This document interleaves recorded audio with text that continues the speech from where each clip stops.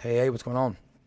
Here I'm a correspondent, John Ross, Marcus Cox, coming back at you with the Way Too Much JMC podcast. Hope you had a great weekend. I know I did personally. It is September 11th, 2023, and let's go ahead and just start the video off with saying that we will never forget that day, September 11th, 2001, when those towers fell and all the heroic acts by the first responders, all that stuff, all the people that lost loved ones, all the people that watched people suffer and were scared to death on that day, watching those towers come down and not knowing what was going to happen in the preceding hours and days and months ahead as we knew we were going to war and all that stuff. So thank you to all the first responders, police, EMS, firefighters, all that good stuff. We appreciate everything that you all do. I also think it's fitting, or maybe not befitting, of what I'm about to talk about today on a day like this, on an anniversary of a day like this, where it was obvious how important all of our constitutional rights were and how important it is to be able to call ourselves American citizens and what that means to be an American citizen. And so I'm going to start this off. I'm going to read you two amendments to the Constitution. These are the first 10. These are two of the amendments in the first 10 amendments to the Constitution, which are known as the Bill of Rights. Amendment 2, a well-regulated militia being necessary to the security of a free state, the right of the people to keep and bear arms shall not be infringed. I don't see any except wins in there. And then Amendment 10, the powers not delegated to the United States by the Constitution, nor prohibited by it to the states, are reserved to the states respectively or to the people. So basically, a person's right to keep and bear arms shall not be infringed, period. Full stop. 10th Amendment, because they didn't want anybody thinking, hey, this list of amendments, these are the only constitutional rights that individuals have. No. Actually, in the exact opposite to the contrary. Any power not given to the United States by this Constitution and that's not prohibited from the states from enacting is reserved to the states respectively or to the people. So anything there are rights in here that are protected by the federal government that also prohibit those states from doing anything further in hindering these rights. It doesn't mean just because it's not in here doesn't mean that the states have all the rights. Just because it doesn't say this, just because Amendment 2 doesn't say you can keep bear arms shall not be infringed unless the state says otherwise. Because it says it can't be infringed, that is inherently telling the states they cannot infringe on those rights, on that right specifically. Okay, so now we're going to jump over into something that happened on, I think it was Friday. Yeah, it was Friday. This past Friday, where I'm old enough to remember the coronavirus pandemic. Okay, I'm old enough to remember that. And all those restrictions came in name of emergency powers for governors. Here's what I want everybody to remember. Remember what I just said, what I just read of the Constitution. There are certain restrictions in the federal Constitution that tell states you cannot infringe on these rights. It's actually the federal government's duty to make sure states do not infringe on those rights. Well, on Friday, out in New Mexico, the New Mexico governor has basically banned the Second Amendment in Albuquerque and I think in a surrounding area. It's like Albuquerque and Bernalillo County for the next 30 days. We're going to listen to some clips and you're going to find out. Her reasoning is the same reasoning that there was during COVID. Here's what I want to say about these emergency powers. First and foremost, emergency powers are bullshit. Shame on Republican legislatures and Democratic legislatures alike for thinking that they can just give the governors these full sweeping emergency powers because they think stuff is scary. Constitutional rights are specifically there for when the shit hits the fan. That's why they're there. Constitutional rights aren't for just whenever the government doesn't care if you have a firearm or doesn't care about what you're saying. They're there for when they do not want you to have those rights. So I'm going to read through an article in a second, but first I want us to listen to a couple clips from the New Mexico governor on what she had to say about everything here. So here we go.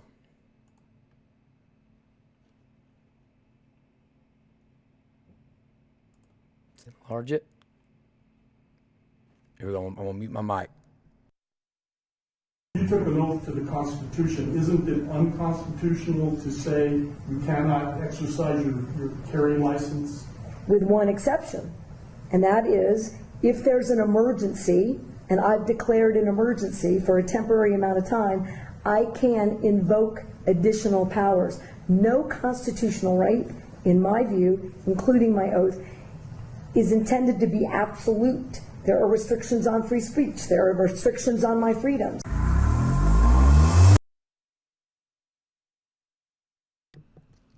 So that was the first one I wanted to show you. Yeah, and shout out to Officer Tatum from the Officer Tatum podcast on these clips. That's where I've gotten them here.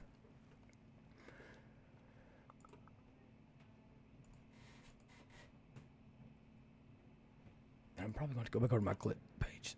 So you hear her there. She doesn't believe that any constitutional rights are absolute. She doesn't believe any of those. Anything in the Constitution is absolute. Now let's go to clip 2.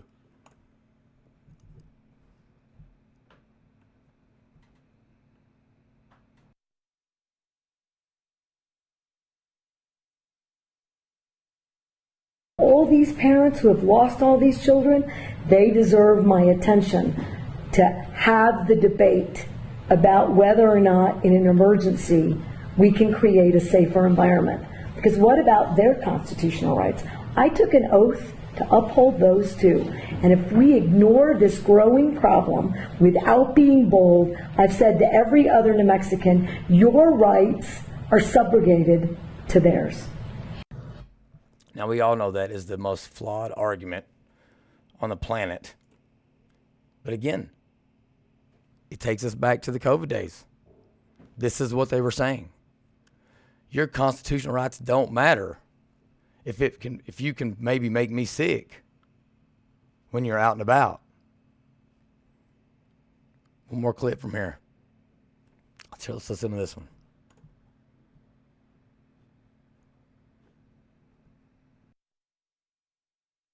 If I'm unsafe, who's standing up for that right? If this climate is so out of control, somebody should do something.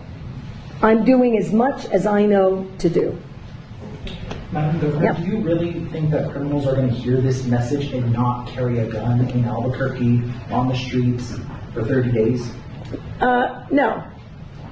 But here's what I do think. It's a pretty resounding message. If I'm unsafe. Now, can you all believe that? Can you believe what this woman is saying?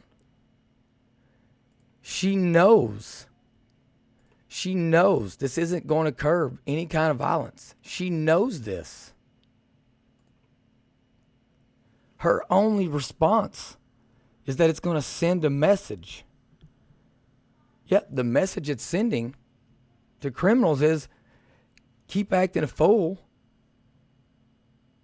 and doing all the stupid shit you're doing. Keep doing it, and we'll just continue. We'll just take away rights of law-abiding citizens to make it easier on you. Because she knows the criminals aren't going to stop doing what they're doing. Let's jump over here. Let's read through this article for a second. Lujan Grisham, a Democrat, issued an executive order Thursday evening declaring gun violence a public health emergency. During a news conference Friday, she said she expects legal challenges to the new public health order and expressed uncertainty about whether the order would prevail in court. She knows it's not going to curb gun violence, and she knows it's probably going to get challenged in court. Here's what she also knows. The way our court system works, it's absolutely asinine. So she made it a 30-day order. There's no way someone can file a suit on this thing and get it in front of a judge within 30 days. So if it's in front of the judge on the 35th day and this order has expired, our judges, our federal judicial system will then say that person has no standing and they'll throw the suit out. And therefore they won't issue a ruling on whether or not it's unconstitutional. And then as soon as they throw the case out, guess what this chick will do? Put another 30-day executive order in there. Somehow file suit. The 30-day executive order will expire. It's in court on the 32nd day. Oh, you have no standing because there's no order restricting your gun usage. They'll throw it out. Then another executive order can get issued. And the cycle goes on and on. That's why we got to stop electing Democrats, because they are absolutely taking advantage of our system and running the muck. And I honestly just totally violating every amount of public trust that there is. Now, I'm going to talk some more, give some other hard truths about the conservative people in the room here in just a second. Let's get this article. The order currently applies only to the city of Albuquerque and Bernalillo County, Lujan Grisham said, and can only be enforced not by local authorities, but by New Mexico State Police. So basically, the New Mexico State Police are the Gestapo, just like they were here in Kentucky on going around and getting people's license plates on Easter Sunday. And I'm going to give another shout out to my boy TJ Roberts on suing their ass, suing Bashir and winning, whose presence in the state's largest city would be significant over the next month. So she's saying, I'm about to send the Gestapo in full force into that county. We coming. That's what she's saying.